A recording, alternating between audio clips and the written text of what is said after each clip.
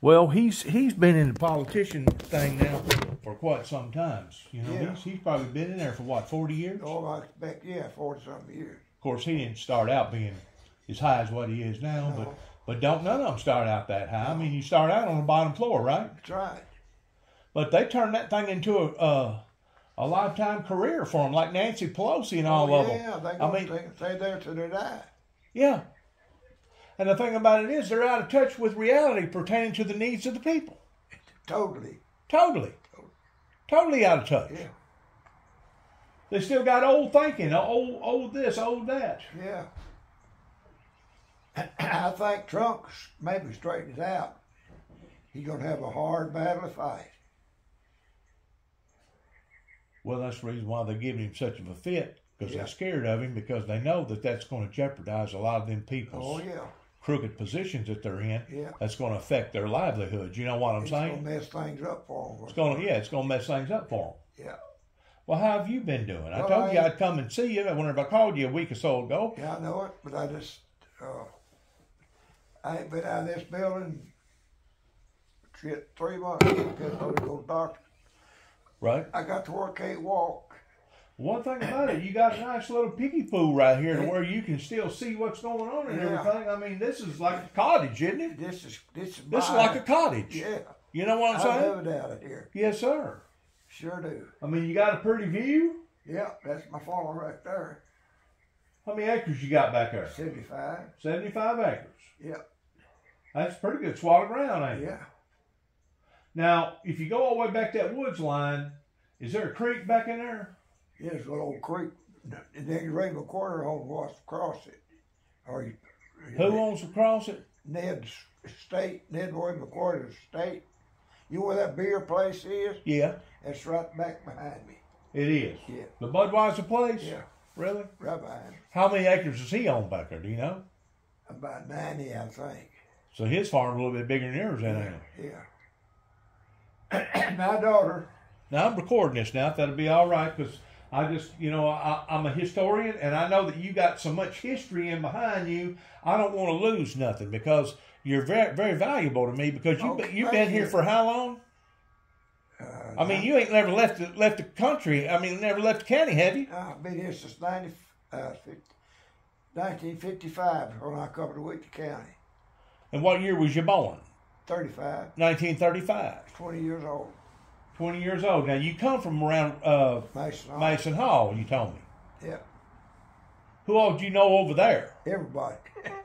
I graduated my school over there. You did? Never moved in the same place all my life. Really? Well, Mason Hall, it's dried up like all these unincorporated places. It's like Cydonia. You know, at one time, Cydonia used to be a corporated place. Yeah, big place. Yeah. And now it's gone to nothing. As a matter of fact, if you go over there on the other side of Trimble, go on the other side of the interstate over there, like going over there to Cat's Corner and places like that, there used to be a place back there that used to be thriving, didn't it? Down in the bottoms, in the Dyersburg bottoms, Newbern and Dyersburg bottoms back in there, like going back toward the Mississippi River. There was a town back in there. Yeah. Had a post office and everything there. Let me let him see who this is. I can't understand what they're saying. Uh, It's for you, but I can't tell who it is. I can't tell what they're saying. I already turned it on. hello. Now, are you his daughter? No, sir. I'm his kid. I'm a sitter. A All right. caregiver. What you need? Carekeeper? Yeah. I got you. Does he get a lot of phone calls a day? Have heard what? Some days. Salesmen? Mostly. No. People trying to push off something on him? Y'all still got Mike working? I mean, not Mike, but the Green Boy still working for you? No, sir. He doesn't work for us. Well, he has another man named Tony. Tony. I can't hardly hear you. What'd you say? I think it's he asked for Paul, so I wasn't sure if it was somebody he knew or not. No, I'm just about to quit. I still sell a few pipe and still doing a little construction, not much.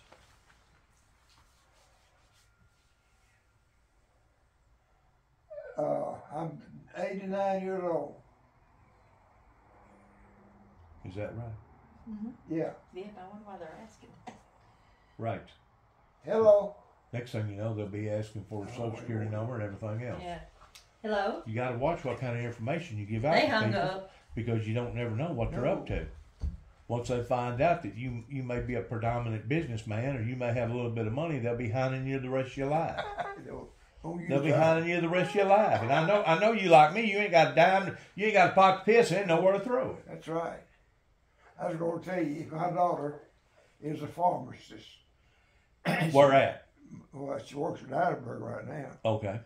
But she lives over on Palm Road in Martin. Got a beautiful place over there. Yeah.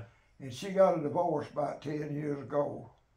And she had 84 acres right in the city limits. Really? And she called me. She said, Daddy, I'm just not strapped enough to keep this place.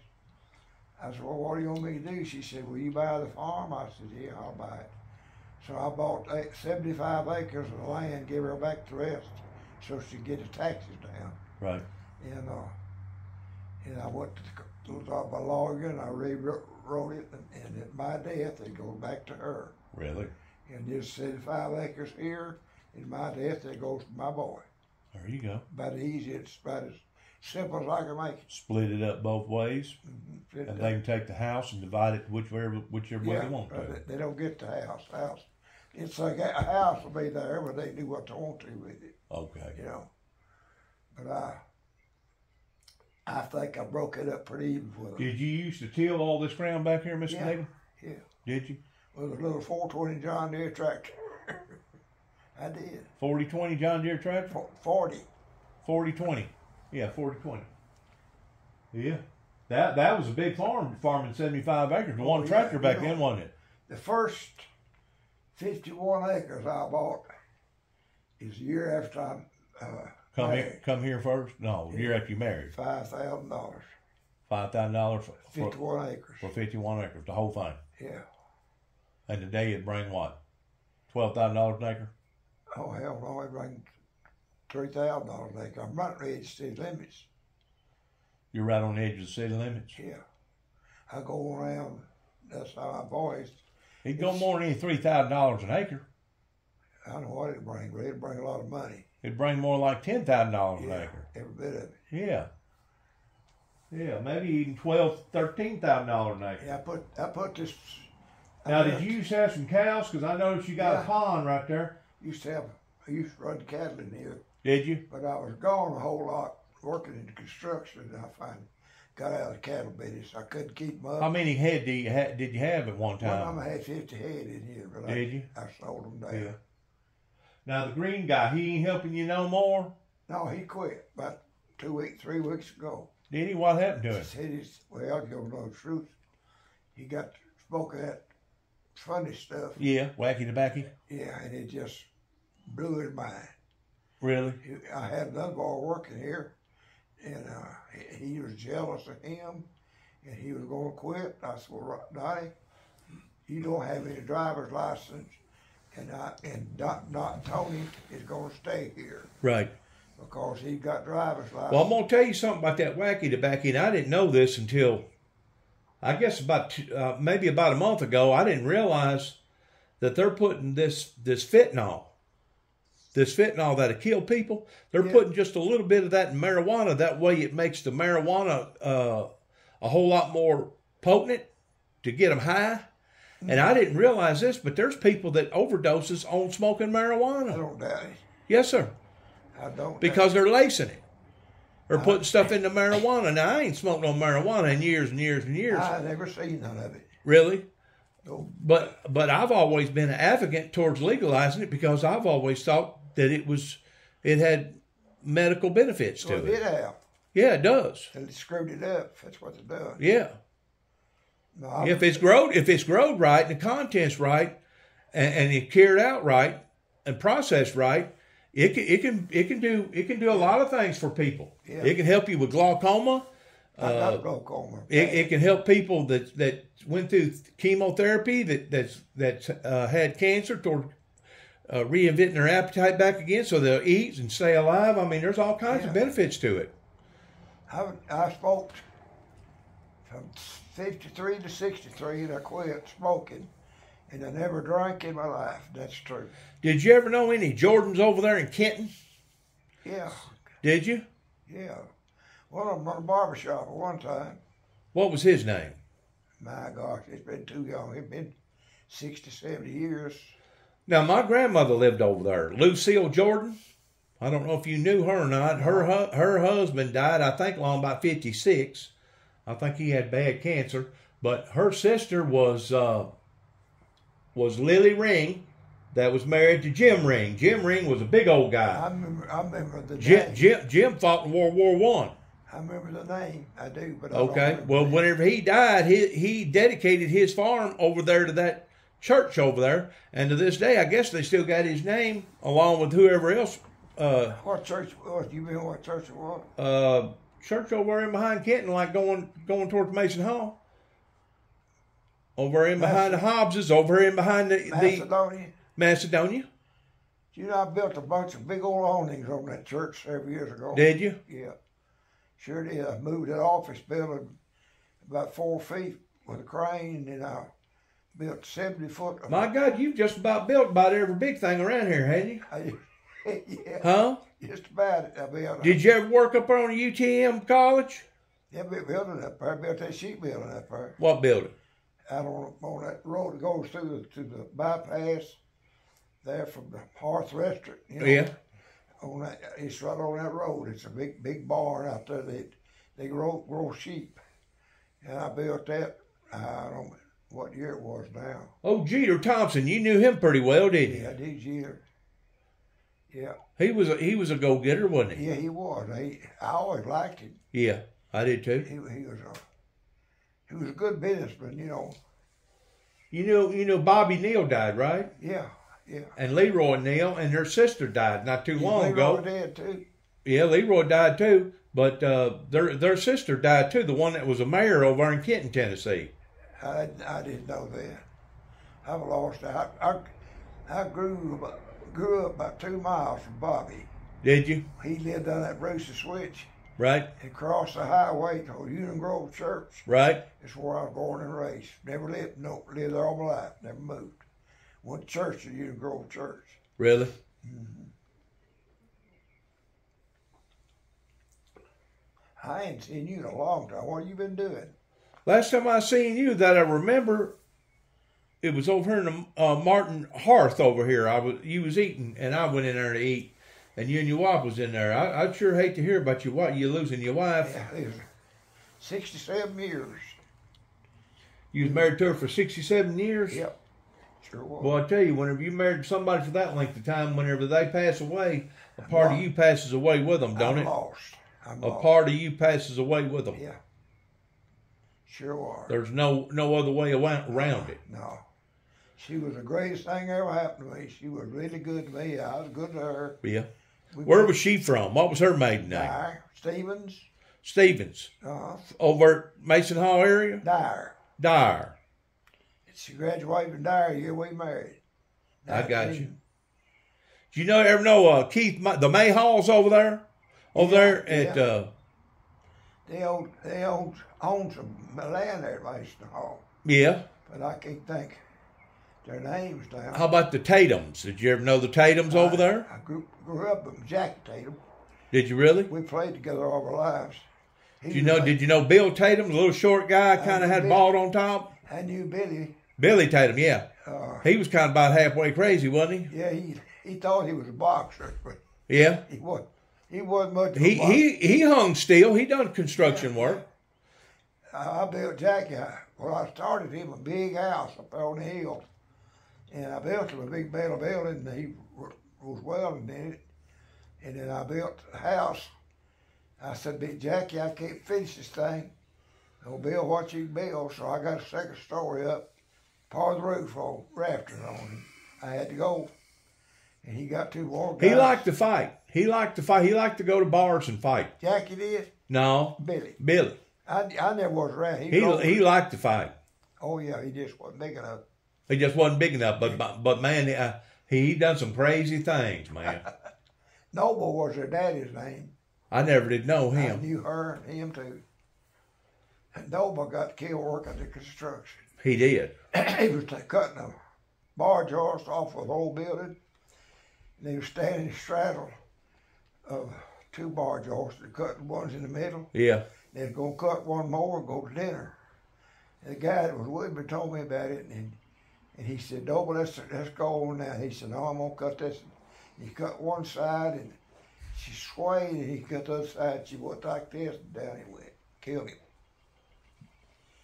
Never knew what hit him. He hit the ground. You know Wayman Jewell, the Jewell family over in Kenton? Sure do.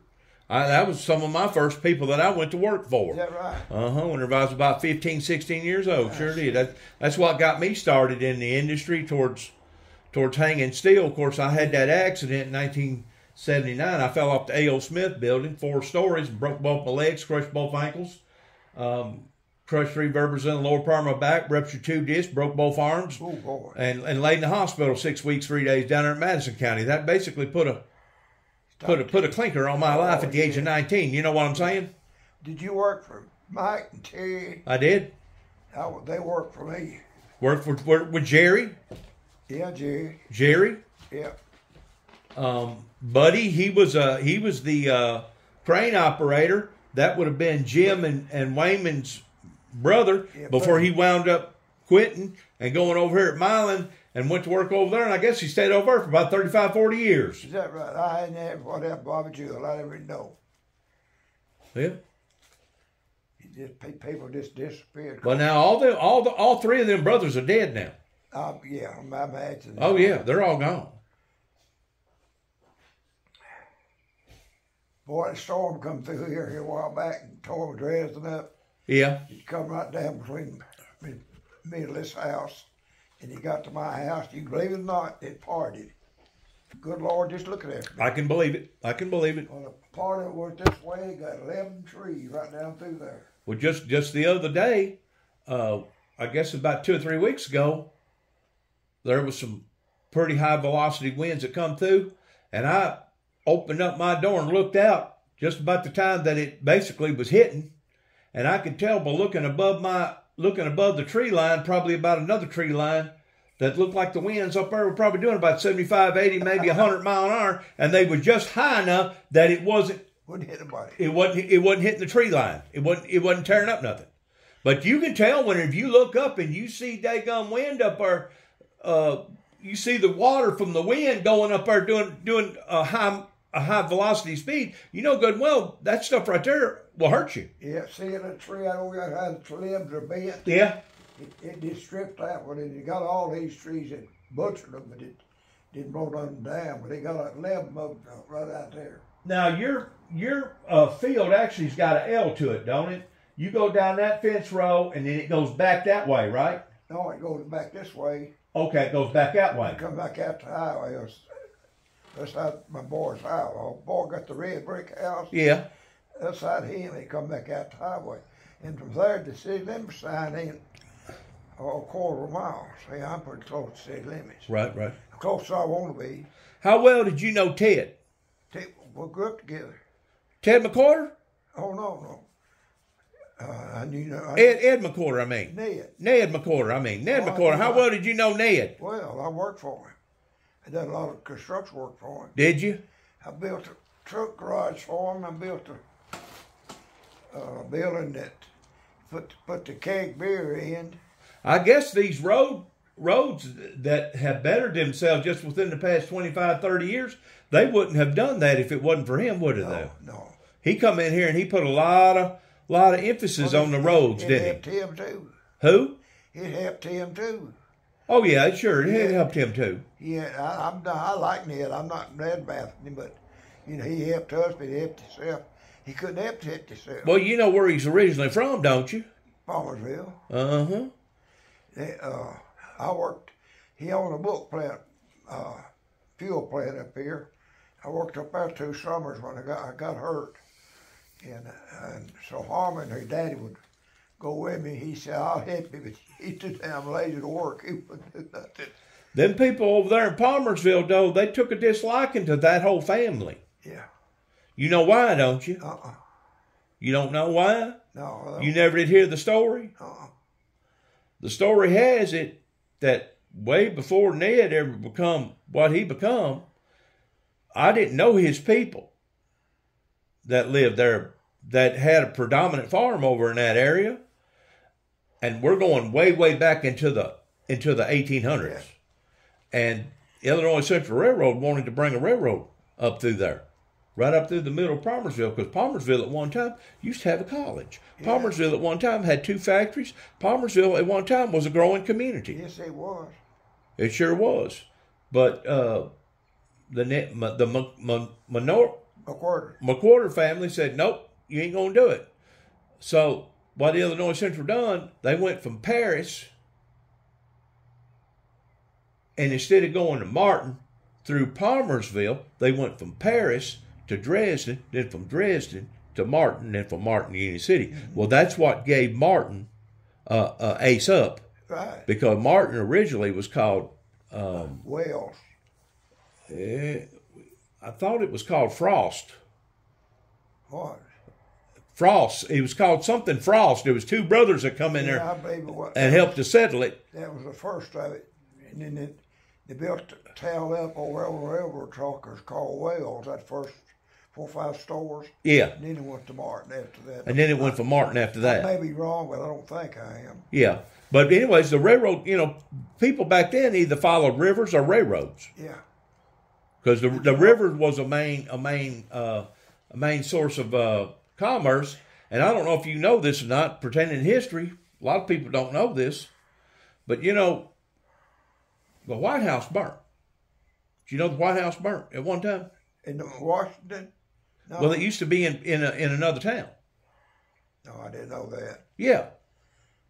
It was back during the 1800s. So it wasn't the Civil War that it burned. It was another battle that they burned it, and they actually had plans of building the Capitol in Kentucky.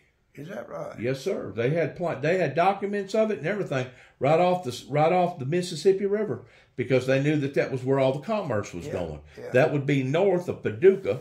Probably about 50 miles. Maybe not even quite 50 miles. Folks don't know this, but the Civil War was not basically fought over slavery. It was fought over control of the Mississippi River. You know that? Who told you that?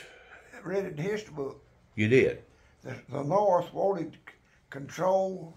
The South had control because we had crops. Summertime, they can't grow crops at one time up there. Right. And all they had all that commerce. Yeah, but they didn't have it then, back in that time. Well, people don't understand our history, because the fact of the matter is, the Civil War, I'm like you, the Civil War did not start out originally over slavery. No. It did not. Because basically they had already done legalized slavery in 2 different states up north, and the fact of the matter is they had a whole lot more slave owners up north than the South ever thought about. Oh yeah. Than the South ever thought about. Yeah, that's right.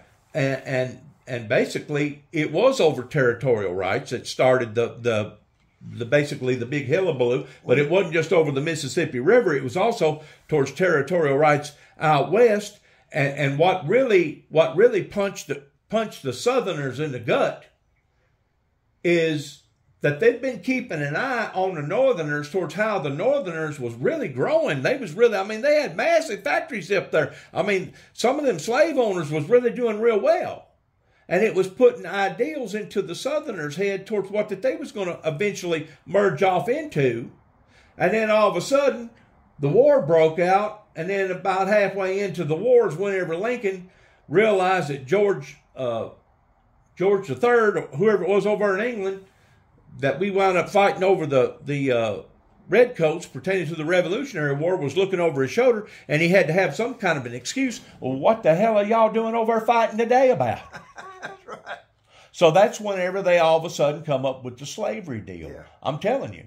Well, the slavery deal was not the original concept of why the Civil War began. I always do that. The South had tremendous amount of cotton. Yes, sir, they did. And you had your carpetbaggers that come down here and try to make heyday off of them. But this is the point that I'm trying to make, is whenever all that stirred up, and then the conversation come up about, well, it's about slavery. Well, that's whenever they hit the Southerners in the gut, because it was like pulling the biscuit out of their mouth. It was like, you telling us that y'all can have slaves up there? But we can't. But we can't down here. And that's whenever it was on, brother. We whooped That was whenever it was on like Donkey Kong. You know what I'm saying? We whooped their ass. So many times in so many different battles. But you know what? You know what beat the South? They couldn't go home. You know what beat the South? They run out of money. Yeah. They run out of money. They didn't organize themselves correctly. Yeah. You know what I'm saying? Because the North had more money up there. The first battle they won, they run the Yankees all the way back to Washington, D.C., and followed them and turned around and come home. South then. Well, that was a hell of a battle down here in Shiloh, wasn't it? Oh, yeah. My great-granddaddy retired at Shiloh, and he mustered out, and he was Southerner, and he walked to Union City with nothing. Well, He took his gun, he took everything he had. well, he may have very well walked with some of my people, because I had a great-great-great-great-grandfather that was in that battle down there in Shiloh that wound up taking a lick, and he wound up retiring up here in Obion County, but he was originally a cook down there. Is that right? He was a cook in the Civil War. That's where my great-granddaddy was from. He You know what put the hurt on this place right here? This whole area right here. oh, And I think you'll agree with me. Between the Night Riders that began right over there in Reelfoot area, that was basically a bunch of vigilantists, that basically was brutal.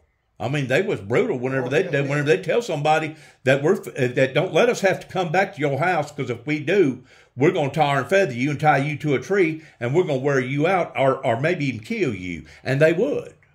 And they gained a bad reputation about that. But then all of a sudden, here come the Civil War, and on top of the Civil War, it was Nathan Bedford Forrest that was part of the original.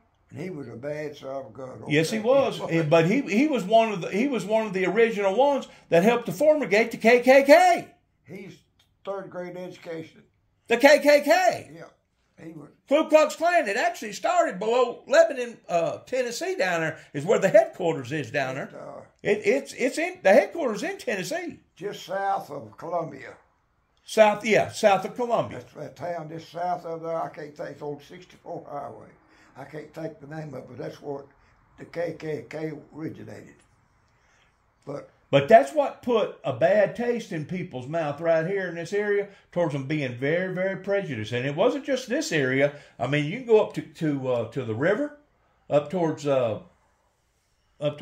Camden. What's the name of that little community over there? Said, "Don't let the sun go down on your back." They used to have a sign that said that over there at the, what was that? Big Sandy. Big Sandy. Don't let the sun go down on your back.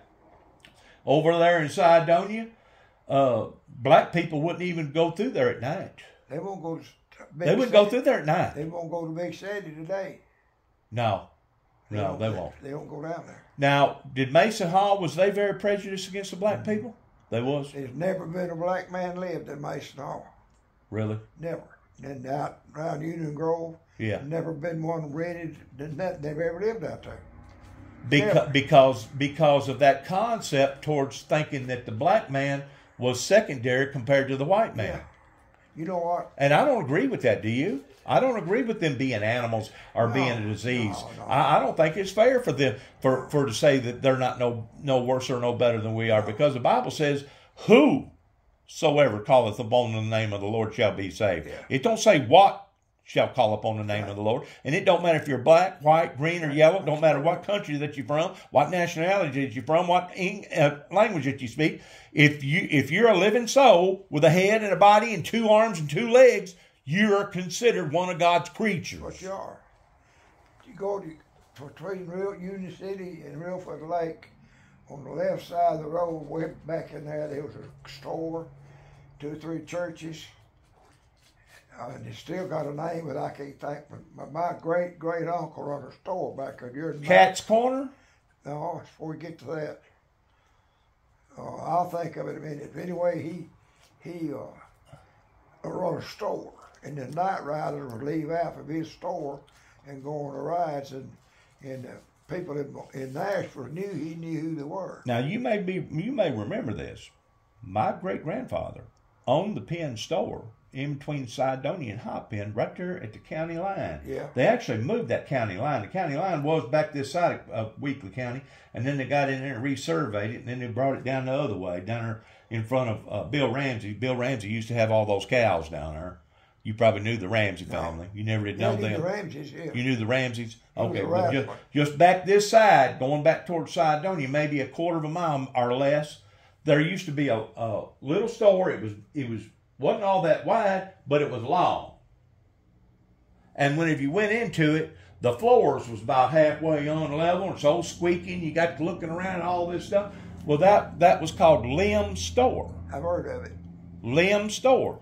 My great-grandfather actually took up law towards being part of the system down in here. Basically hung so many people down at that store that they started calling it Lim's Store because so many people hung from the limbs. You know. Did you know that? No. Yes, sir.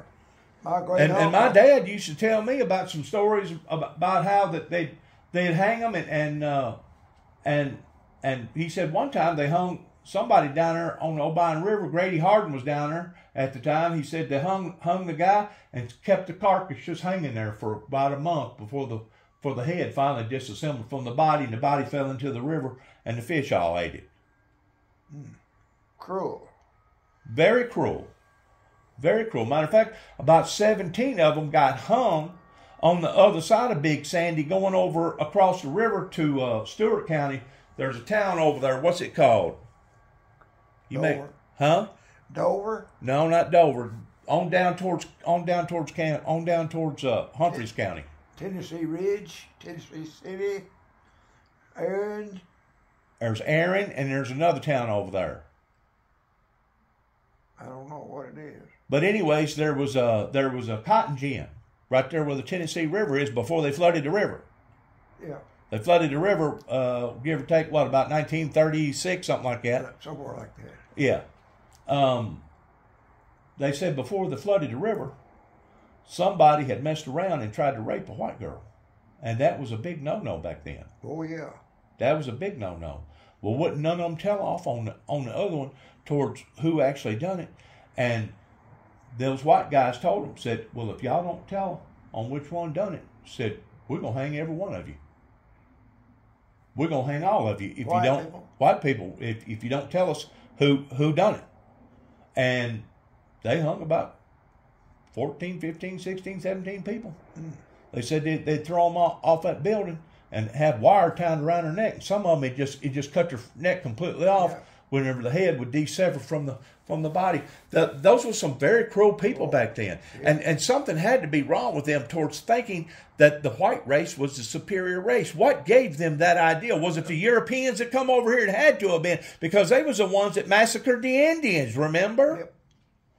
They was the one, and if you really get to looking at that race over there, they actually come from over in the area of Russia, pertaining to part of the Vikings. That was part of the bunch that come over to America and started dominating America. And you know as well as I do, the only reason why the red man didn't win is because he didn't have enough sense to formulate into the modern day gunpowder. Yeah. If he'd had gunpowder, he'd have won that war. Yeah. He did. They'd have won that war. He liked to win it anyway. Well, they did win a couple big battles. Yeah. But they also lost a lot of battles, too. You know, the Trail of Tears, as far as I'm concerned, Andrew Jackson, I may be kin to him with my name being a Jackson, but as far as I'm concerned, somebody like that ought to have went to hell. He was a mean son of a bitch. He was mean, boy. Right, he was. Married Rachel. Your wife was named Rachel. I guess the only good thing that he ever done wasn't it something down there about the Louisiana Purchase or something? Didn't he have something to do with all that down there? I don't know. Him and David Crockett had a falling out. David left here. They said he went to the Alamo, but he didn't. He went to Alabama. He went to Alamo after that. Who? David Crockett. David Crockett went to Alamo down in Texas to fight. Yeah. But the politicians that went out here and smeared his name, campaign smeared, and they got to telling all kind of bad stuff about Davy, and the next thing you know, he lost that election. Well, Jackson caused it. Yeah.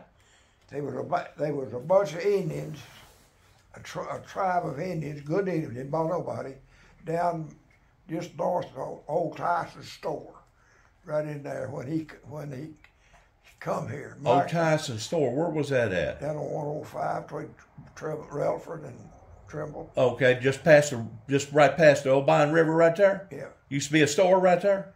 No, this is 105 towards Trimble. I know. Okay, towards Trimble. Yeah. My granddaddy, my great-great-granddaddy was the first sheriff of Gibson County. First who? First sheriff of Gibson County. Of Gibson County? Yep. He was a Cumberland Presbyterian preacher. What was his name? You remember? John Needham. John I Needham. think that's right. Yeah. He stays at one time the largest section of all Cumberland Presbyterian churches in the United States, and he organized them all. I can believe that. He was. I can believe that. Yeah. Anyway, I was going to say about my great uncle Patterson Ratliff. The bunch out of Nashville come and got him because he knew who the Night Riders were, and they took him to Nashville and make him tell who they were. And he wouldn't talk. They kept him 4 days and questioned him. He wouldn't talk. So they said, "We'll just have to take you back to Union City." He said, "Hell no, you take me back to my store." He made him take all the way back to the store, but they never did find out nothing from him. And that was back in the horse and buggy days. Yeah. How many of those Night Riders was it down there? Probably about 50? I imagine it was, yeah. Between all of them, Yeah. coming in and out. But yeah, they'd gained a rough reputation. And they wasn't nothing but a bunch of vigilantes. Their concept was good. They had a good concept pertaining to trying to manage or govern the community. It was just they was too daggum strict about it. They was too brutal about it. They had some people that wouldn't look after their families. And yeah, some of the sorriest human beings in the world. And whenever they tell you that only black people are niggers, they're lying to you. Yeah. I know some of the white people that, as far as I'm concerned, they're a whole lot more worse shape as far as being sorry than black people ever thought about being. Yeah, now I don't know any black people personally, but I've got nothing bad to say about them. Absolutely, I ain't got nothing bad to say about them either. I got some friends. I got some black friends myself. Well, I ain't never had nothing against a black person. But boy, that sure did put a bitter taste in the Southerners people's mouth whenever all that big hullabaloo started out, and they got to telling them, well, they're gonna legalize slavery. You're gonna legalize slavery. But legalizing slavery did not cause Booth to assassinate Lincoln. You know why Lincoln got assassinated? No, I don't know. What's your story? I don't know. The story is that. Look at that deer over there. Beautiful deer. Look at her. She's right over on the other side of that fence. See her? Yeah. The story is that Lincoln, he went through. You could tell by looking at his holler eyes. I mean, you could tell by looking at the man that he is basically death warmed over. Yeah. I mean, he walked out on his balcony almost every day and seen nothing but dead carnage. And what actually costed him his life was whenever he passed the bill, Declaration of Bill, pertaining to the black man having the right to vote. Is that what done it? That's what done it. Did they ever catch Booth? They called a man, but they wasn't Booth. I don't know about all that. I just know that man sacrificed for what he believed in. Oh, yeah. And to this day, that dream is still alive in parts of the world, but in other parts of the world, you still got just like over there with Jerusalem and Hamas, you still got evil dictators that want to dominate and rule everybody else. I have to support Israel. I do too. That's God's country. He gave it to Well, that was God's original chosen people pertaining to the Jew. Exactly Now, granted, the Jew ain't no perfect person. Now, don't think for a second that they won't Jew you plumb out of your shirt if you'll let them. They worship that dollar bill. Yeah, I mean that they can. I mean they pretty ruthless whenever it comes to wheeling and dealing that way. So they're not angels. They're not saints. By a long shot. By a long shot. But at the same time, I don't go along with Hamas doing what he done, Because, like Hamas said, well, if you don't kill us, we're coming after you again, and we're going to get you again, and we're going to get you again, until one day we're going to win this thing.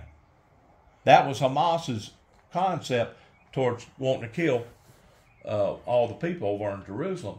And it all stems back, and I know you've studied the Bible a little bit, it all stems back, going back to the handwriting on the wall in the book of Daniel that goes back about 800 years BC before Christ of the old Persian Empire that was ruling over there at that time. They was some evil, demonic, cruel people.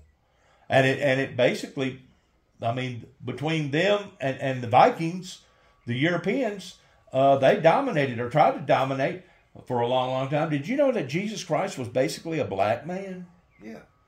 He was dark complected. He was dark complected. I mean, he didn't have big lips. He wasn't what you'd call out and out African by trade.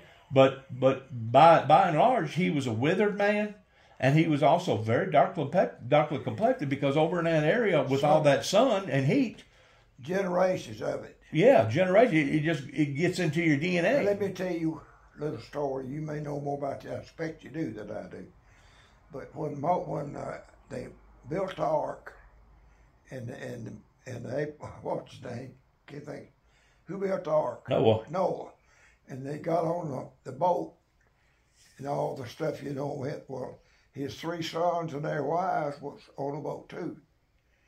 Now I can't tell you why, but in those days, for a man to see his daddy naked was a cardinal sin, unforgivable. Well, it wasn't just that his son seen his nakedness, but the way I understand it, he mocked. He mocked his dad's nakedness. Well, whatever. Because him and that son wasn't getting along over some other issues going on. Well, God put a curse on him. Yeah. And he went to Nairobi, which is where the black man originated. Right.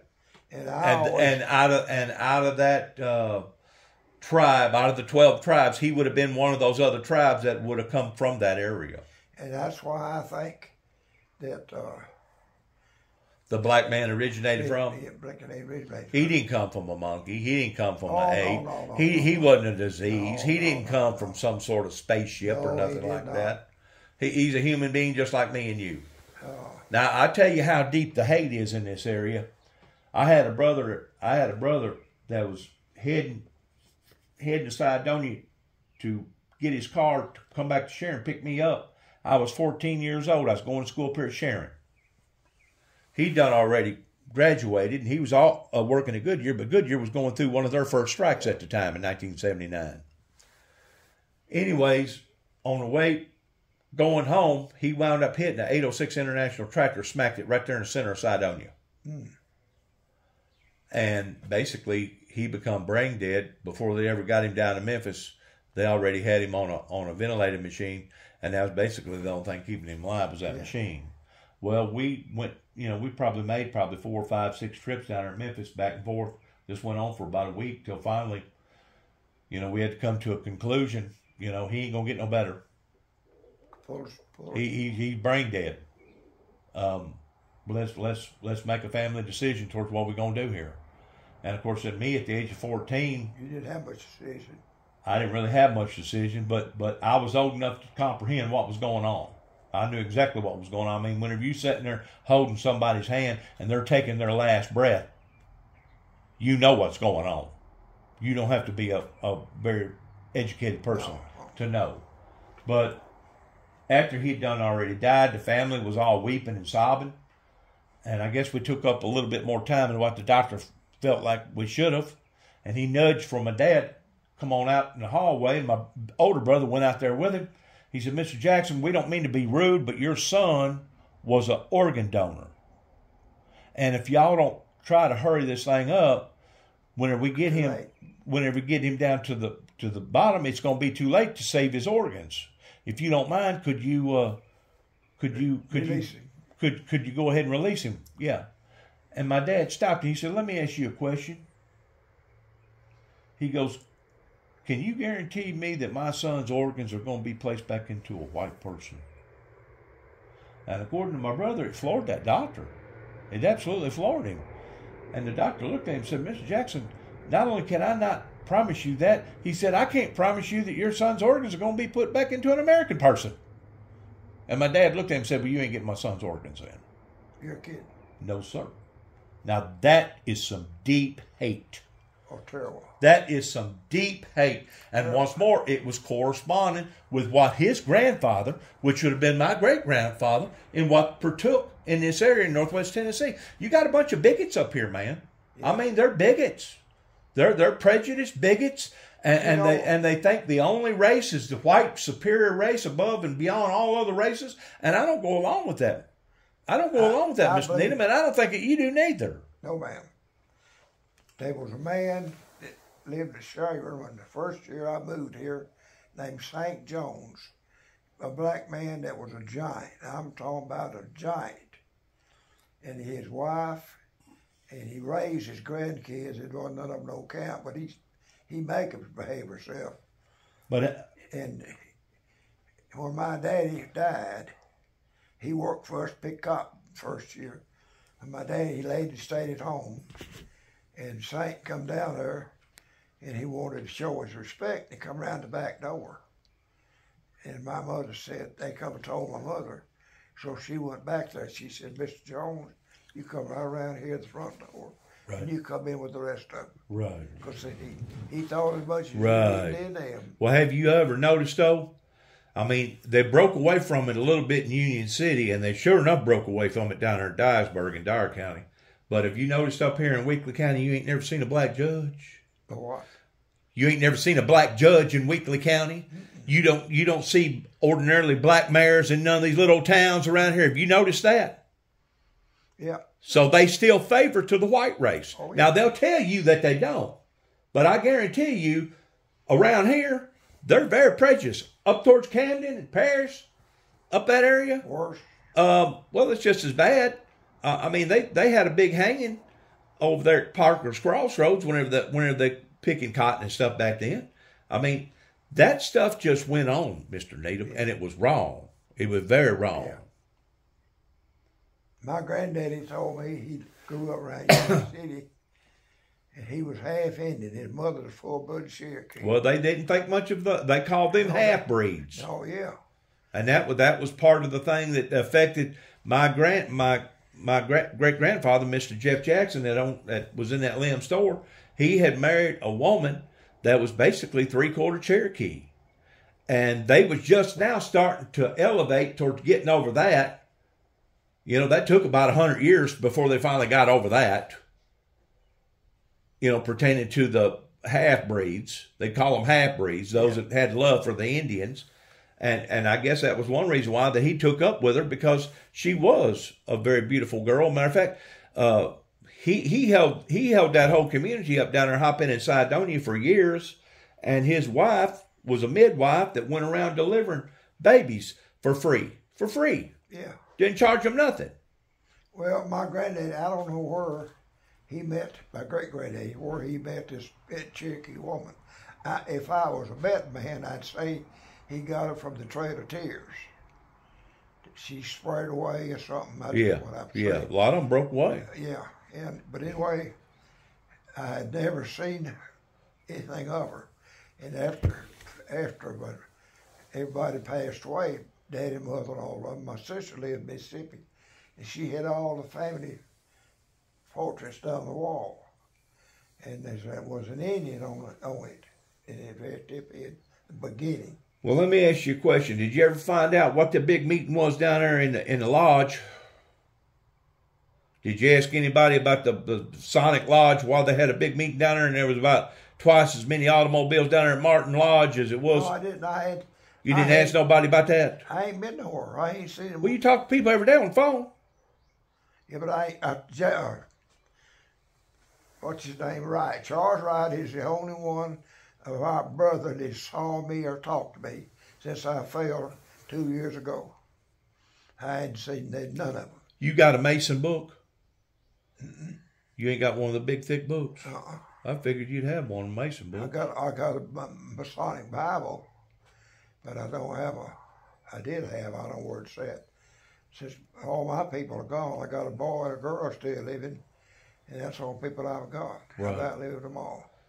Well, how come they took such of a disliking to me whenever I was over here preaching to them and telling them about the 4 horsemen and the 7 seals? The whole area, including this courthouse up here. Did none of them want to partake pertaining to supporting me in regards towards the opening of the seals? I don't think my family ever did respect. No, it wasn't your family. Okay. But by and large, you know how prejudiced that they are around here. I mean, there's a prejudice that if the Baptists, if the Baptists stick with the Baptists, the Church of Christ stick with the Church of Christ, the Methodists stick with the Methodists, and if you don't go to one of their churches, they won't have nothing to do with you. You know that. I know you know that. She does. That's part of the woman. Now, this is a lady that takes care of me, right? Because I can't take care of myself. Right. But I know that you know that they're very prejudiced down here. Matter of fact, I've actually had people say, "Well, I don't want to have nothing to do with you because you don't drive a Chevrolet and I drive a Ford." I'm serious. She drives a Mazda. Yeah. And to me, that's stupid. It's narrow-minded thinking, and that's exactly what has separated us and divided us. And you know what the Bible says about a house that is divided will not stand. And we're at the point right now, Mr. Needham, that our house pertaining to our government is at the brink of no longer standing. Did you know that? You're right. Democrats are going to break it up. I blame both of them. Well, I do too, but the Democrats are wanting power. I blame both of them. At all costs. I don't think neither party is eligible to run the government no longer. I don't either. No. Because if you really think about it, wasn't it the North that wanted to come down to the South and go tell the South how the South was going to eat the cabbage at the expense of probably one of the worst bloodshed wars that America's ever fought? Civil War. Yeah, amongst our own people. And they wanted to take over pertaining to the Union, the State of the Union being a perfect union. And now we're trillions of dollars in debt. So you can't tell me that concept that they originally started with towards the North being the Union gonna succeed. Look what they got us into. Look where we're at right now. My grandson is a lineman for the telephone light company. Yeah. He's just 21 years old, I think. Anyway, they have sent him all over this country fighting storms. Yeah. And they've sent him to Michigan twice. And he tells me that they're different people than we are. They are. And if you go out west, the people out there, they're so liberal out there, anything goes. You can literally open up a church out there in the name of a marijuana plant, and you'd have a big crowd. Right? Yeah, anything goes out there. Anything. Yeah. Everything on this side of the Mississippi is very, very conservative. On the other side of the Mississippi, once you get past Arkansas, it becomes liberal. In other words, just any and everything goes out there. Yeah. To where over here, they're too conservative. Over there, they're not conservative enough. It's a split, and it's not against the North and the South. It's actually against the East and the West. Did you know that? Yeah, right. Did you know that? Yeah, I knew that. Did you know that the Cherokee Indians in Oklahoma don't want to have nothing to do with the Cherokee Indians in Eastern Tennessee and North Carolina? No. You know why? No. Because during the Trail of Tears, the way that they look at them over there in East Tennessee and North Carolina is that they wasn't smart enough or bold enough to break away from the white man pertaining to the Trail of Tears. And they got captured, and because they got captured, let them stay over there. We don't want to have nothing to do with them. That, once more, that's a division. That's a separation of people thinking in two different areas. Is that what it is? Yeah, sure it is. And it's really sad because, I mean, the Bible's very plain. United we stand, divided we fall. And some, we're just at the brink of falling. I don't know if you know that or not, but we're close. I think we're closer than we've ever been. Yes, sir. And if there was ever a major big hullabaloo, like a Second World War, how are we going to finance it? How we gonna pay these young men and women that are willing to put their lives on the line for our freedom, pertaining to their paganism, how we gonna pay them? me We're gonna ask give them an IOU and tell them that if they come back alive, well, we'll give you this amount of money, or maybe we'll give you this piece of ground or something. Because basically, that's what they done during the Revolutionary War. They didn't have no money during the Revolutionary War, and they promised them, well, if you come out okay, we're gonna give you this piece of ground over here. Did you know that? Yeah. And I guess we're gonna have to go back to doing that. I guess I guess so. if we ever go into a major battle, because no money. The money's gone bad. And to think that we have tried to buy our way over in the Middle East towards Obama sending Iran over there, what was it, 4 big pallets of $100 bills? I mean, Iran was just at the point of being nothing. They was at the point of bankruptcy. And Biden bought him out. Well, it wasn't Biden. It just was been Biden, because I guarantee you probably Obama has probably got a big say-so in the party right now. Yeah. He's running the party because That's what I'm saying. He's still running the party. Obama's still running the party. Yeah. And who is he? He's a Muslim. Yeah. And he favors the Muslims. He don't favor the Christians. No way. He favors the Muslim. Matter of fact, whenever all that big hullabaloo started over there, October the 7th, whenever the Pakistani people started getting killed and stuff, oh man, that upset Obama big time. That upset him bad, because he foreseen his people being slaughtered. Because this war, you can call it whatever you want to call it, but it all boils down to a holy war regarding the people that are of Christ versus the people that are anti-Christ. Now Allah, you can preach Allah to me all you want, but Allah was not prophesied to come into the world, and Allah does not promise us life beyond this life. And as far as I'm concerned, it's a smoke screen in trying to promote itself towards being good, decent people. But where in the King James Version Bible have you ever seen that it's okay that if you can't convert somebody, to go out here with a hatchet and cut their freaking head off? It does not say that nowhere in the King James Version Bible, does it? It does not. No, sir. But yet, no, according to their religion, you're doing the noble thing. According to their religion, if you put a suicide vest on your body and go out into the public and pull the detonator cord, you're gonna wind up being able to go to heaven and live with Allah and have 100 virgins and 99 virgins and all the wine you want. Yeah. Is that not crazy? That's crazy. Insane. But that's what they believe, and that's the reason why they're all over there fighting.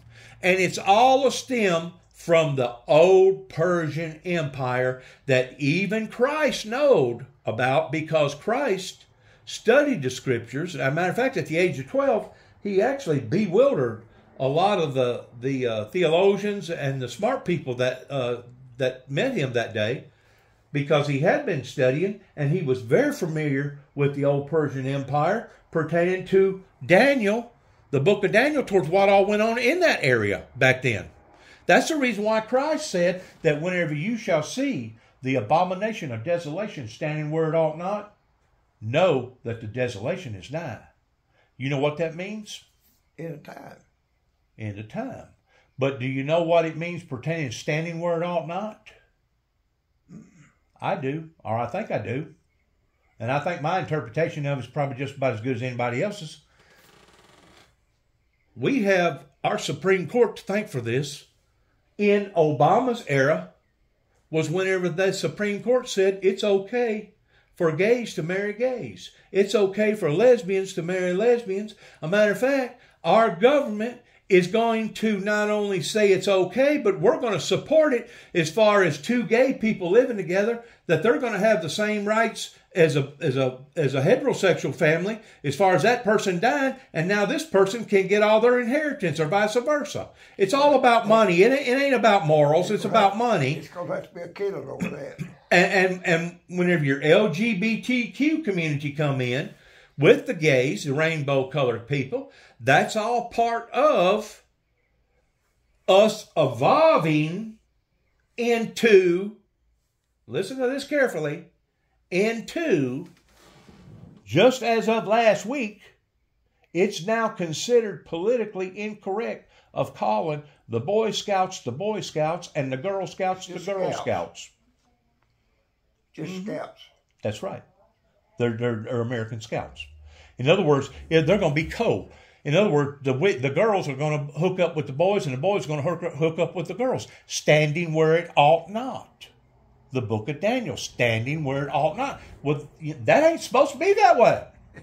We're supposed to have men bathrooms. We're supposed to have women bathrooms. Why your man wants you to woman? That's right. They're going to take away people's. They're going to take away boys' manlyhood, and they're going to take away young girls' womanhood. Is what they're going to do. And whenever you have that, now it's standing where it ought not. I agree with that. It's standing where it ought not, and that's what I'm thinking that Christ was talking about. That whenever you shall see the desolation of Daniel, to know that we're at the end of time. We're at the end of this. I believe with that. Yes, sir. We're knocking on its door. Yeah. We're tickling it. You know, We're teasing it. in, somewhere in the Bible, he speaks of the red heifer, Yes, sir. and they've got 4 in Jerusalem nowhere right now. I've heard that. And you know what that's pertaining to? That's pertaining to the 2 witnesses coming together regarding the doomsday devil's duel. Now, here in America, they've been trying to prevent that from happening. Now, they'll tell you, no, we ain't been trying to prevent that from happening. We support that. No, they don't. No, they don't, because they know that if that occurs, you're talking about the end of time. Well, same thing's been going on over in Jerusalem, because 20 years ago, Jerusalem had those same Herefords. Those Herefords ain't gonna live forever, but they had Herefords over there 20 years ago that was spotless. Did they go about that concept pertaining to that prophecy being fulfilled? Not really. Not really. They done their own thing. They built up. They done their own thing over there. If our Lord is ready to take us away, I'm ready to go.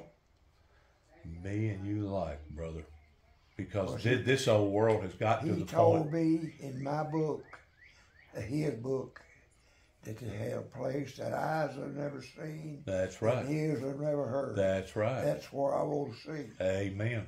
Amen. And as long as you confess the name of the Lord and He'll- you're not ashamed he'll of take you Him, there. He ain't going to be ashamed of you, and He'll take you there. And And we're talking about a mansion. We're talking about something that'll make this place look like the hood yeah. And I prayed my Lord every day. every day. Just keep me going straight.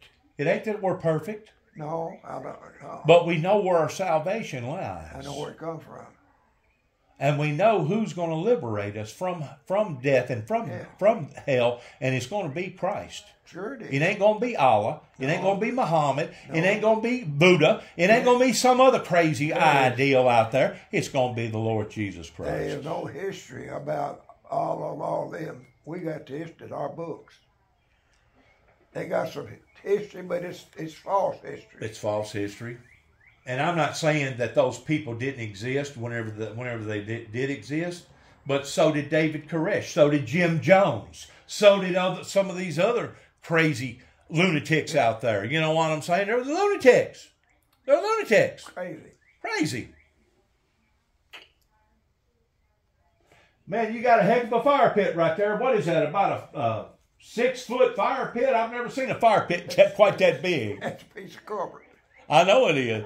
Yeah, I mean, you could throw a cord of wood in that thing, couldn't you? And have one heck of a firewood. Fire thing.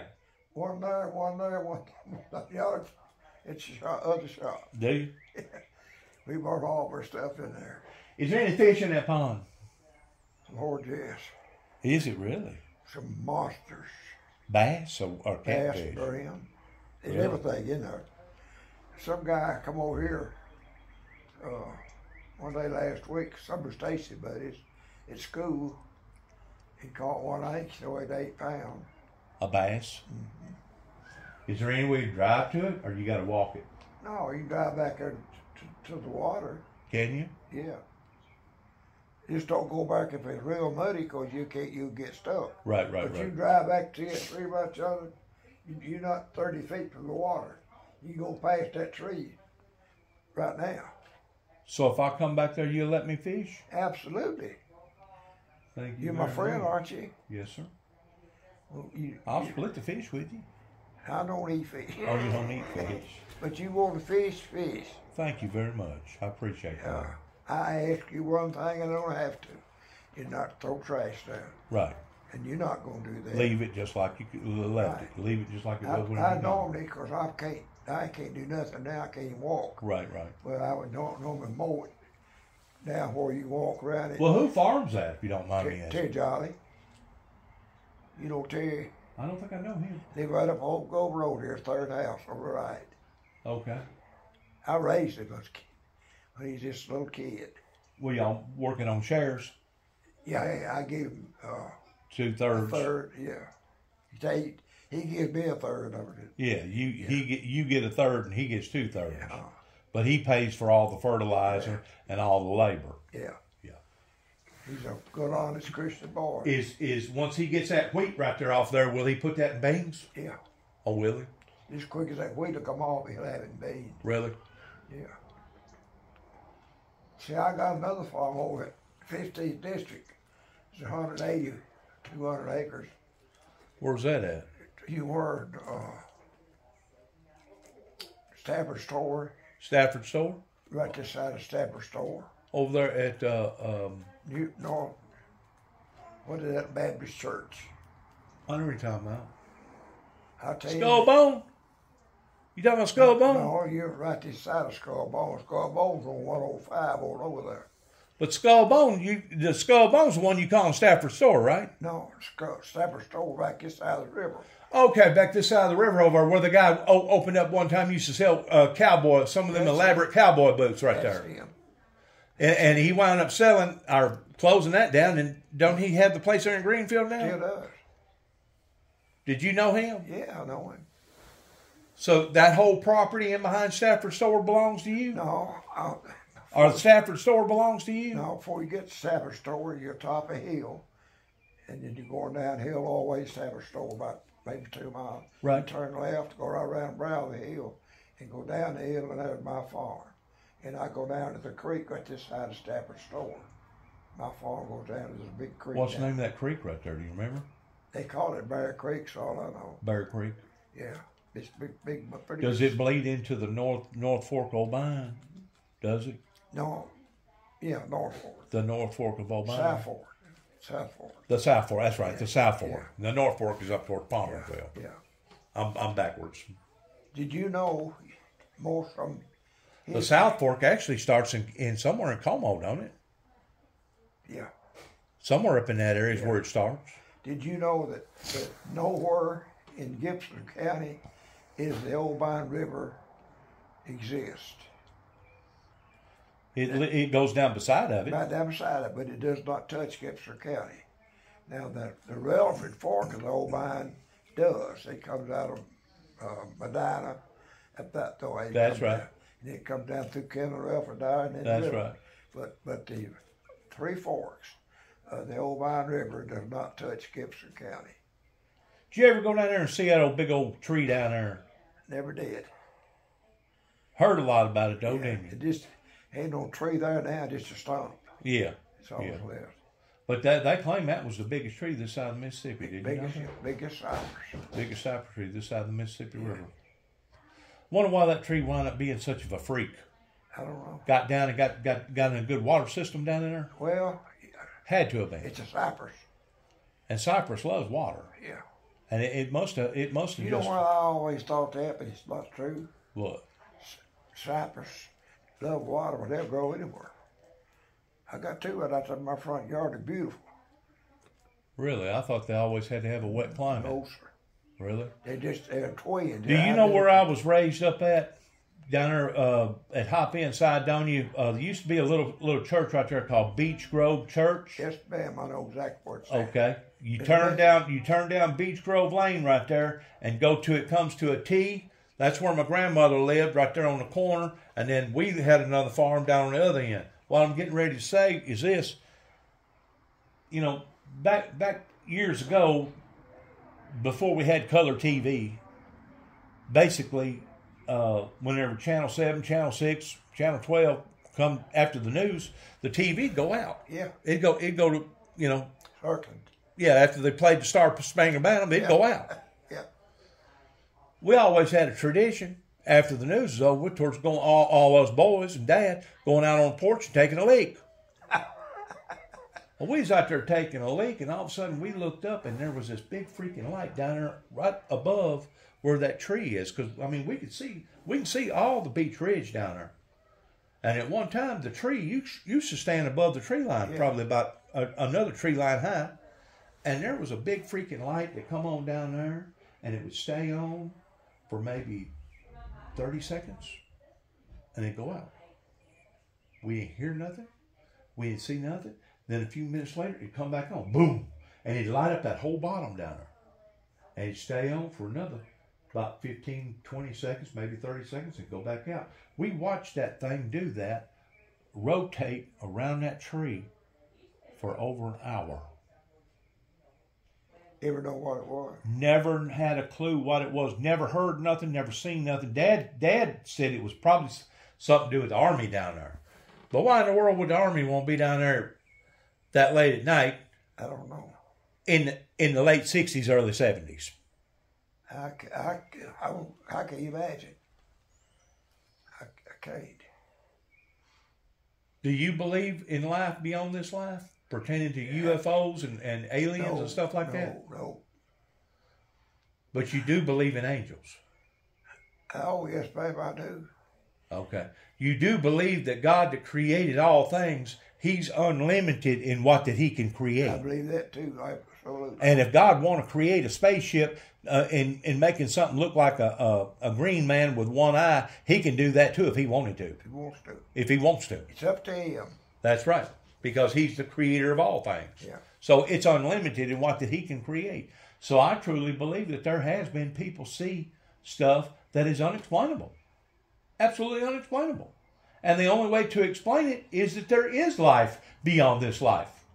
Well, Now granted, Apollo, NASA, all them other people that claim that they're up there looking for life, they ain't up there looking for life. You know what they're looking for? They're looking for a place that we can start a genesis on, pertaining to a place that will sustain life. That way, once we get through destroying this planet, maybe we can move up there and live. That's what they're looking for. Absolutely. That's what they ain't up there looking for life. They ain't found nothing either. They ain't looking for life. They're looking for a place to sustain life. They're not going to find it. I don't believe that. There's a lot of things going on right now, Mr. Needham, Yes, that is unexplainable towards different things, with our rivers going dry, the Euphrates River going dry. You know, we've had the Mississippi River just within the past 2 years go almost completely dry. That's broke all-time records. Did you know that? When the Euphrates go dry, we're going away. We're dying. When what goes away? Euphrates. When it dries up, it's in the world. We're right there at it, ain't we? We're there. That's in the Bible. I can't find But if you get to thinking about it, if whatever's going to cause the Euphrates River to dry up, don't you think it's going to have an effect on all these other water systems? Sure it is. I thought so. Now, they'll tell you that the reason why the world's warming up is because of cows farting. Yeah, that's what. And then they changed their story from that to aerosol cans. Yeah. And then we went from aerosol cans to R134, changing from R12 to R134 air conditioning. That's the reason why all these vehicles got tinted windows now, because R134 is about 3 to 5 degrees, not as cold as R12. And because of it, they had to equalize the differences, so they tinted the windows. That way the passenger in the fuselage would still be comfortable. Yeah, that's what happened there. I know, because I worked on cars all my life. But you know, the pellets that they put in these carbon dioxide catalytic converters, that helped pertaining to the carbon dioxide going up into the atmosphere. But that's not what's warming the planet up, Mr. Needham. If that was what was warming the planet up pertaining to the sun, me and you couldn't go outside without getting second and third degree burns. Did you know we couldn't go outside without getting second and third degree burns. Do you realize that? You know who warm it? God's in charge. If you think for 1 minute that white man, the yellow man, the red man, anybody else can change the heat control in this world, you think it again. God built it and He controls it. Well, I disagree with you on that to a certain degree. You have that right. But I think we're draining the oil out of the ground. I think the oil was put there not by dinosaurs. They've proven that it wasn't put there by dinosaurs. That it was put there for a friction reducer, because friction, the more you rub your hands, the quicker you rub your hands get hotter. It causes friction. We know that friction is what destabilizes the molecules. Destabilizing the molecules is basically what warms your hamburgers up in the microwave. Yeah. You know what I'm saying? You've destabilized the molecules, so you've caused friction to the point that it gets hot, right? What we're doing to the earth, the center of the earth, we're killing ourselves, and we don't realize it. Well, that oil was put there also for a shield, just like the shield above the earth. They call it the ozone layer, that keeps getting thinner and thinner every year. It used to be like 500 miles thick. Now it ain't but about 50 miles thick, and in some areas it ain't even in existences. That's the reason why we have frogs that's being born with 2 heads and 3 legs and stuff like that down here, and people getting a lot of skin cancer. Yeah. Skin cancer is real bad, pertaining to the sun, but they're not getting 2nd and 3rd and 4th degree burns. So what exactly is warming up the planet? It's because of that ball of fire in the center of the earth that now the heat is expanding because the oil level has gotten thinner, and because the oil is no longer there, now the heat is expanding. It's causing the seas to warm up. It's causing the melting of the glaciers. That's causing the risation of, and we're messing with the ecosystem within the system pertaining to Mother Earth. And of course, if it wasn't possible, and I thought about this and I looked at it for a long time, if it wasn't possible for humanity to destroy the earth or take a part in destroying the earth, how come it says in the Bible that God will come back in the book of Revelations and destroy those who are destroying the earth? If it wasn't possible that humanity could destroy the earth. There's a place in the Bible, and I can't tell you where it's at, but I read it, that you're supposed to rest your land. Did you know that? Yes, sir. It's called the Year of Jubilee. Every 21 years. Do you know every anybody? 21 years, you're supposed to let the land rest for a year before you go back to cultivating it. Do you know anybody that does that? Actually, it's every 49 years. I misquoted myself. It's every 49 years. Basically, every 50 years, you're supposed to have a Jubilee. Do you think that anybody doing that? No. And that's the reason why everybody's getting cancer, and that's the reason why people don't have good health. Plus, we're cutting down all our trees. Now, right here, you're blessed. You got trees everywhere. You're probably getting oxygen supply at 100% right here where you're at. But could you only imagine if you lived in San Francisco or New York City, where all those buses was running and all them taxi cabs was running day and night, and you ain't got a tree nowhere around? Doesn't kill them all. Cut them down. I tell you what you can do. You can put on a nice set of clothes in Washington, D.C. or New York or some of these other bigger cities, and you can start knocking on doors and just walking around doing things, and at the end of the day, your clothes looks like diesel fuel sucked all over them. Your skin is full of diesel fuel sucked of all that stuff coming off them big old buses and all them taxis and stuff. We're killing ourselves. Sure we are. And the Bible is very clear that God will come back and destroy those who are destroying the earth. That could be the reason why that God's allowing for all these hurricanes and tornadoes to come out of nowhere. Could be. We're getting bombarded by weather events now like we ain't never seen. Mm-hmm. There's always been hurricanes. There's always been tornadoes. But to have a Category 5 hurricane used to not happen but about every 500 years. Then it got reduced to every 100 years. Then it got reduced to every 50 years. And now we're having them almost every year. Mm-hmm. Think about it. And how about these deluges where all of a sudden it rains 18, 19, 20 inches of rain like happened up there in Waverly, or like what's recently happened over in Houston, Texas, where they got almost 22 inches of rain, didn't they? Yeah. In one setting. Yeah. Boy. And that was without a hurricane. That was just basically a storm. Dr. washed them away. He did. So what's causing that? Teresa.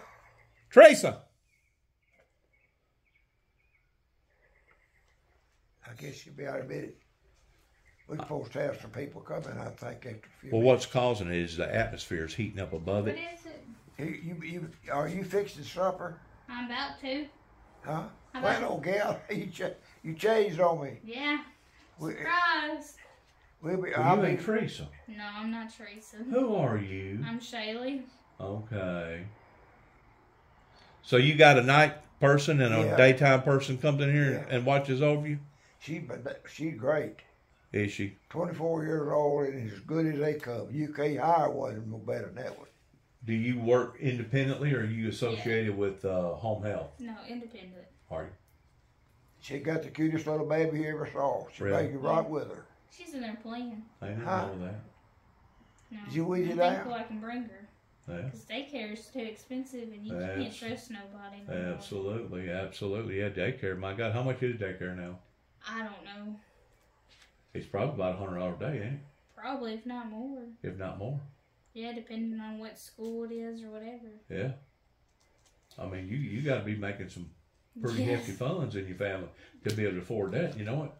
And ain't no telling what it costs way in some of these bigger cities, way up north and stuff. Yeah, She there got ain't no her telling. husband is And the waiting list to all of them is a long time. Her unless you know husband somebody is- else, too. he traveled all over the country and picks up trailers that people won't pay for. Yeah. He works For a repo, he worked for a repo company.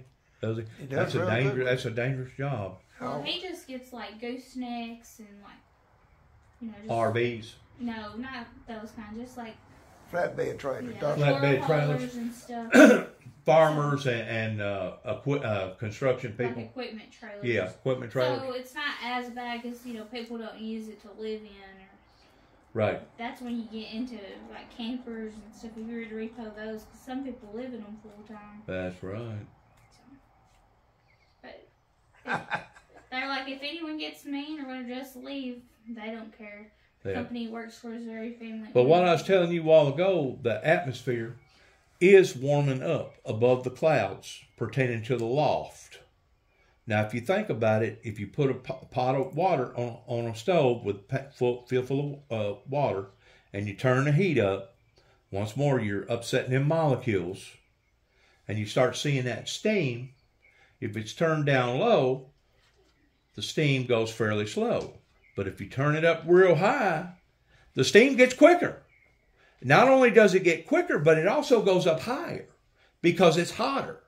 And above the clouds is basically what's causing these deluges is the upper atmosphere called the loft is holding more moisture. And whenever it does release the moisture, it releases it all at once in the form of a deluge. What is the name of between the heaven and the earth, just above the moon, there's a strip that no man has ever entered. Milky Way, No, black hole, no, it's in the Bible. The name of that, and it's purgatory. no. If my other woman was here, she'd tell me. But it's Galaxy. no. I can't think. See, there's actually three heavens. The way I understand it, there's three heavens. There's the heaven that basically within our atmosphere. Then we've got the second heaven that we can see the Milky Way and all these other stars that we got names for. That's the second heaven. The third heaven, where God's domain is, I don't think we're ever going to reach that heaven. No, you will. I don't think we'll ever reach not with Hubble or not with a man-made craft, not with a man-made craft.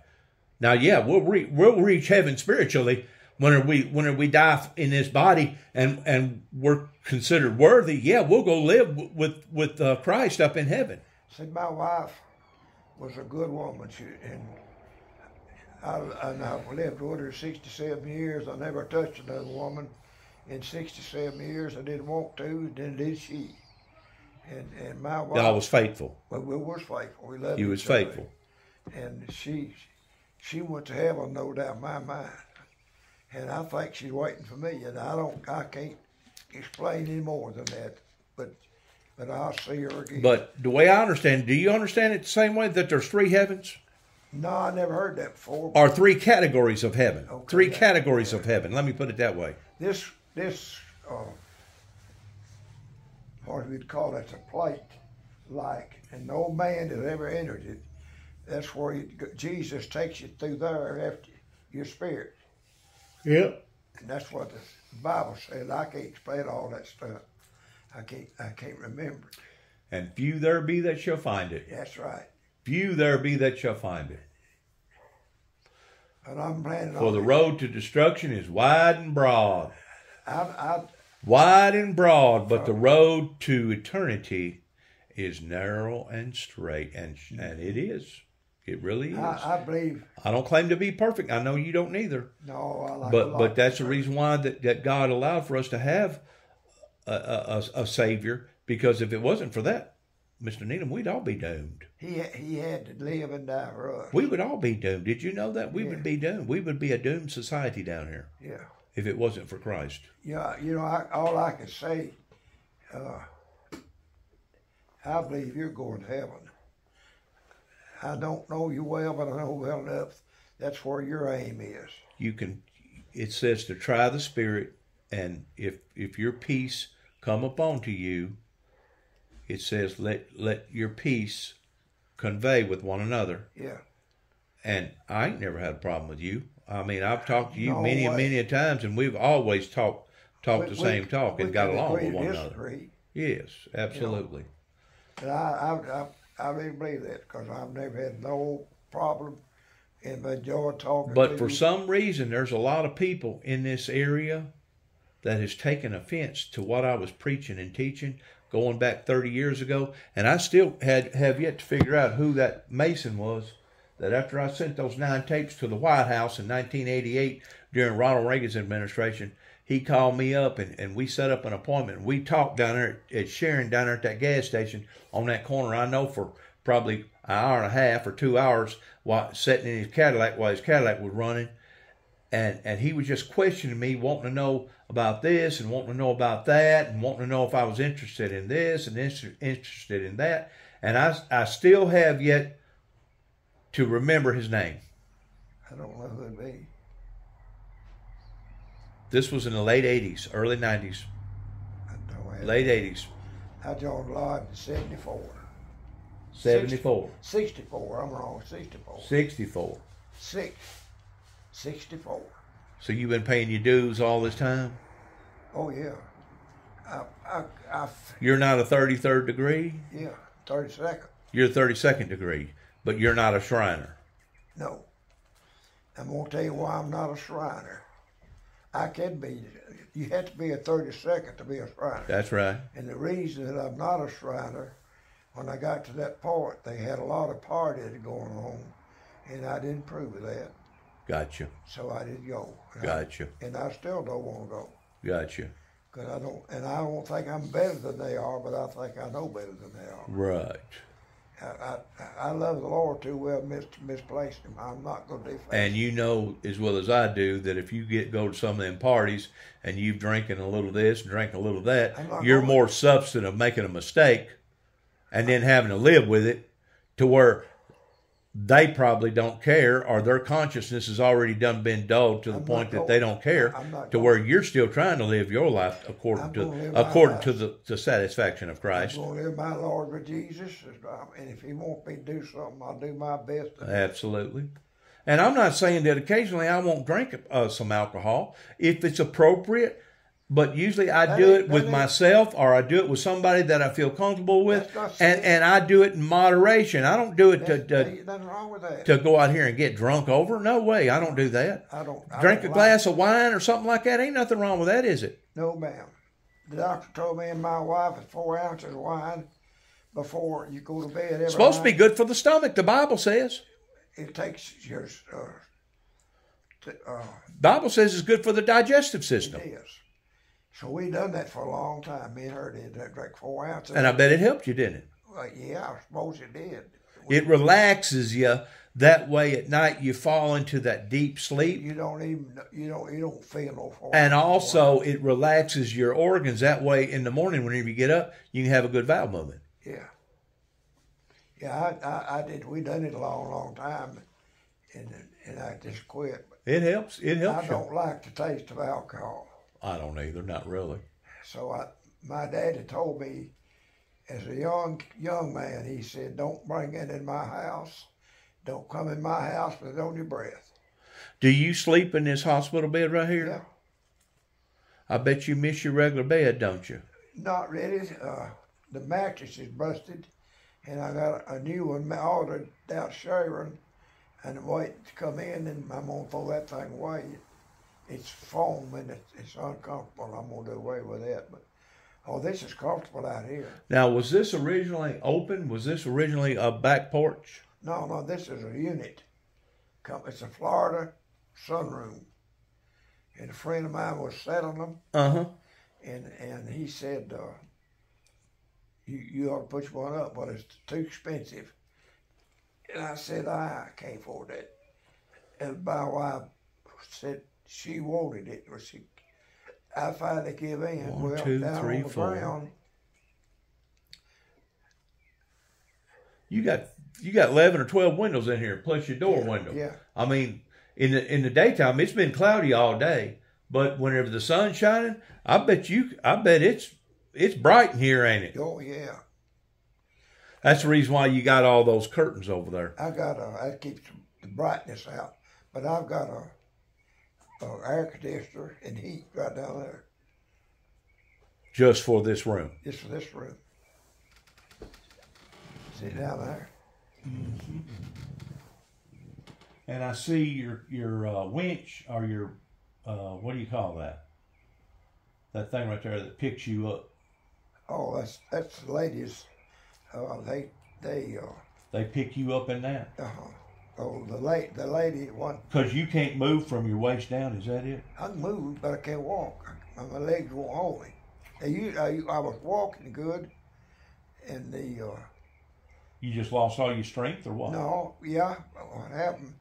They found I had a hole in my heart, Oh me. and they was going to fix it. Oh me. So I missed about 3 weeks to therapy, 3 or 4 weeks. And then they found another leak. I got 2 leaks. Oh me. And they can fix one, but they can't fix the others. You have to have open heart, take it all out. I'm too old for that. I got you. So I got weak. And now we started back. I walked since then, but that thing there is hurting my leg. Really? So I hadn't been on it. Let's go back to something else. Over there at Stafford store, you said this is 75 acres, so you got twice as much ground over there, right? I got 126 and 47. Is there any areas over there that's got ponds in it like that right there that you know of and you can go fishing in? Let me think. I don't know. You said that there was a creek over there. Yeah, but it's not very deep. It sometimes runs dry. Does it run dry? Yeah. But you're not over a mile and a half, 2 miles over by the river. Okay. You leave your Stafford store, go due west, Right. and you're about 2 miles from Shays Bridge, which is over by the river. Okay. But I don't know of any ponds over there. Well, who farms that? Same people farm as this? No, I got a man over there works. Okay. I got 167 acre corn planted. Been planted 3 weeks. Really? Yeah. You probably make pretty good men off that, then, don't you? Yeah, but I'm not complaining that I'm being blessed, but it's expensive to pay 3 women. Oh, I imagine. Expensive. We're talking what? Probably. $15 an hour a piece. Yeah. And you won't hear it all the time. Yeah. And if you wasn't blessed to have that kind of income, you'd have to be like everybody else. You'd be sitting down there at the old folks' home, wouldn't you? I don't go there. I don't blame you. I wouldn't want to go down there. And Either. I work hard to keep my. Most people go down there to die. You know Yeah. what? They don't go down there to live. They go down there to die. Matter of fact, most of the time when you go in there, you can actually almost smell death, can't Did you know I'm the only classmate I've got living? Really? Every one of them's gone with me.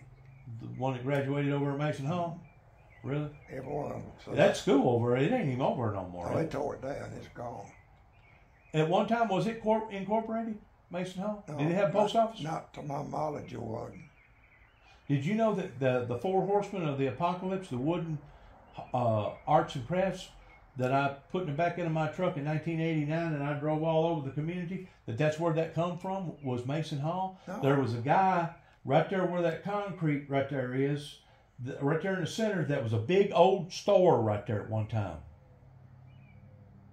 Probably at one time it was a nice store, but this guy had converted it over to an arts and crafts thing, and he had all kinds of whatnots in there. And I walked in there one day and I got to looking, and there was 4 horses up there that he had made. Each horse was about a foot and a half, and stood up about a foot and a half. And he had it on a wooden display. And I got to looking at it, and I said, "Man, I'd like to have that right there." He said, "Well, you sure have it." I said, "What kind of price you got on it?" He said, "I'll take $1,800 for it." So I wheeled and dealed with him a little bit, and I got him to make some modifications on it. And he added another horse on the very back, which represents the horse of Christ. Comes back on a white horse that will rule and reign. And I mounted that dude to the back end of my truck, and me and my son struck off towards here to New York City. That's right. Yes, sir. We was sleeping in that truck. We lived in that truck for 3 months during the time that he was off school, and then I had to bring him back to Tennessee because school had already started. And then I went back to Washington, D.C., and that's whenever I got in trouble with the Secret Service. And Secret Service followed me from Washington, D.C. back down here to Tennessee, went into my grandmother's house over there in Kenton, wearing a black suit, wanting to know what the heck this was all about pertaining to my religion. And my mother and my grandmother looked at him and said, "Well, we don't know. This is what he believes." What did they care? Well, they cared enough that they stopped me. In Madison County, I was down there, right there where the old water hole used to be. Our trimmers, nightclub trimmers, across from there. I was talking on a PA with my horses in the back end of my truck, and 2 Madison County police officers from Jackson pulled me over, put me in the back end of a car with handcuffs, and it took them 30 minutes almost to pry and finally get the sword out from the sword box that it was in. It was in a locked-in sword box while the Secret Service agent stood over and watched them. Throw the sword in the back end of the trunk, charged me with deadly weapon, and took it from me. Confiscated it. And you know what? The sword was made out of aluminum, and you couldn't have cut hot butter with it. It was something that you would maybe hang on a wall or use in a play for Sinbad and the Sailors or something. And they took all that time to take that from me. And Mr. Needham, I think that was wrong, because freedom of religion, the right to bear arms, it don't matter what type of arms, and as long as I wasn't using it as a weapon, it didn't matter if it had been a purple piece of cloth, if it would have been a cross, or if it would have been a bugle. If it's got something to do with the church, they should have left it alone. Absolutely. They should have left it alone. But they didn't. And ever since then, this country has went downhill since 1988, whenever I sent 9 tapes to the White House, and I didn't get back no response at all from the White House or from the church world. And basically, that's whenever the church world turned on me, Mr. Needham. And they have made my life hard. I mean, my God, they shut down a Kentucky Dam up here. Well, it started out right here in Martin, Tennessee, whenever they charged me for falsifying files, whenever I was passing out Bible literature to a teller at about 1 o'clock at night, and then they drove all the way to Huntington to pick me up and charged me for falsifying files. I go, "What's falsifying files? What does that mean, falsifying files?" They go, "Well, according to the state of Tennessee, that means you have the potential of being a homegrown terrorist." I go, "Passing out Bible literature? I got the potential of being a homegrown terrorist?" They go, "Well, you said something to that teller. You said that there was going to be an explosion of controversy and you liable to wind up on the Channel 6 News." And I said, "Yeah, I did tell him that." I said, "But I didn't mean it in a harmful way." I said, "You can have an explosion of Bermuda grass come up in your garden." They use the word explosion all the time on TV, and they don't use it in a harmful way. Well, they sure took it in a harmful way right here in Weakley County.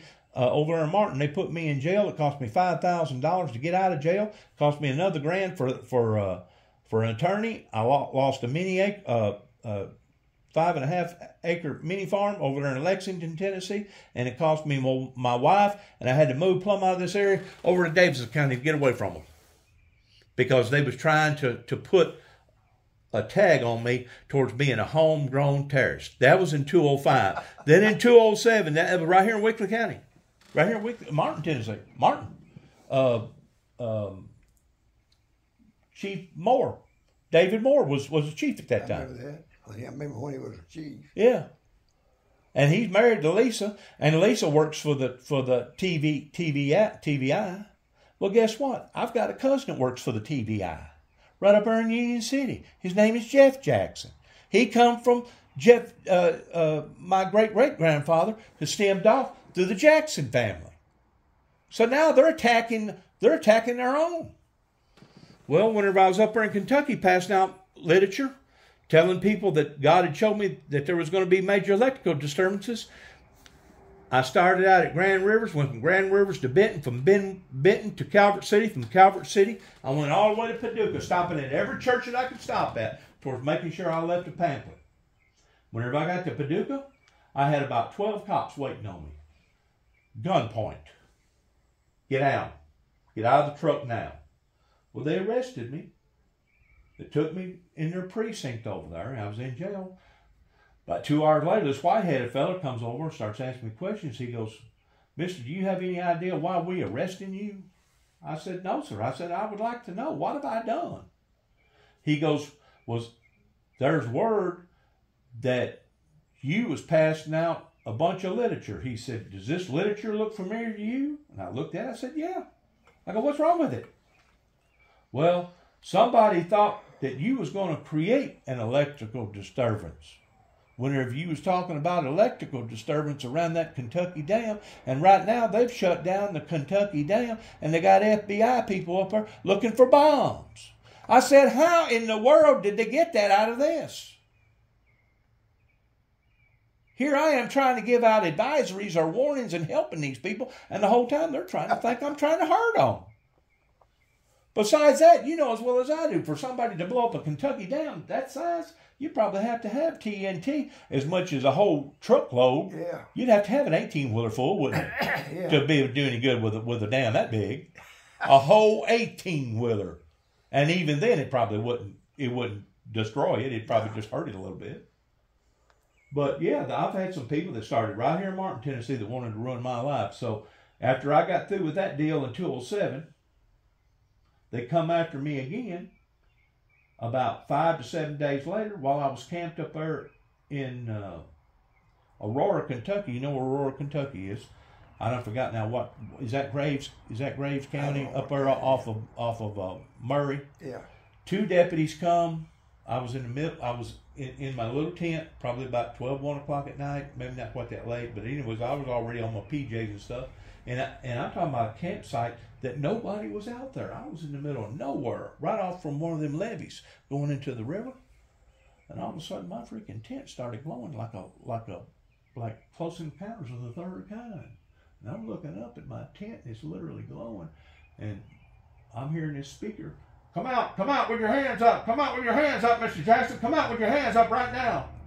There was either 7 or 8 LTD or Crown Victoria cars. Every one of them was running with their lights on bright, pointed directly at my tent, attracting every mosquito you could think of, probably within 5 counties wide.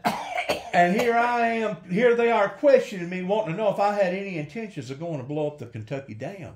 I said, "No, sir. Where are you people getting this information from?" I said, "I just got through going through this back about 5 or 6, 7 days ago up here in Paducah. What's wrong with you people?" You know what would have happened to me if I'd have said, "Oh yeah, I have plans of blowing up your dam." You know what would have happened to me? You went to pen. For a long time. Because if they even think that you're going to do something like that towards being a threat to society, you liable to go into a nut house or the pen and never get out. That's right. Never get out. And make sure you don't. If they think that you're a danger like that, or you're getting out here and you're a firebug and you're catching the woods on fire and causing problems in the community, they'll put you away. I promise you, they'll put you away, and rightfully so. They ought to. Yeah. But that was in 2007. Then I'm out in Oklahoma. I'm investigating. I'm out in Oklahoma pertaining to the Waco incident attached to the Oklahoma bombing. And I'll be darned if they didn't put a bomb in the back end of my truck, activate the bomb, blow the back end of the truck up, blow the windows out of the camper, and then put me all over national news like I was a homegrown terrorist. And they was the ones that blowed me up. And all I was doing was up there investigating them. Come to find out, my theories was right. There was more to the Oklahoma bombing other than 3,000 pounds of cow manure that you spread in the field towards ammonia nitrate. There was more to it. Our government is become so shitty, excuse my French, but they will lie and they will tell stories and tell half-truths. You gotta do something? I gotta go shit. Okay, all right. Let me let you go. And I can't walk. I gotta get that girl to come in. I understand. And I've been enjoying my friend. Absolutely. I have. Absolutely. And it's always been a pleasure And talking you to can you. come back when you want to. And I probably will take you up on that fishing deal. Just don't catch none. I hear you. And what you do, catch, throw back. Like Bill no, Dan. no, Do the no. Bill Dance thing. What you catch, you got to throw back. No, take them home with you. What's her name? Cindy or Teresa? What's her name? Shale. Shale? Miss Shale? She's got a little baby, that's why she hadn't. He needs you. You take care of yourself, you hear? All right, you too. I hope everything works out for you. Thank you. You will. I'm going to get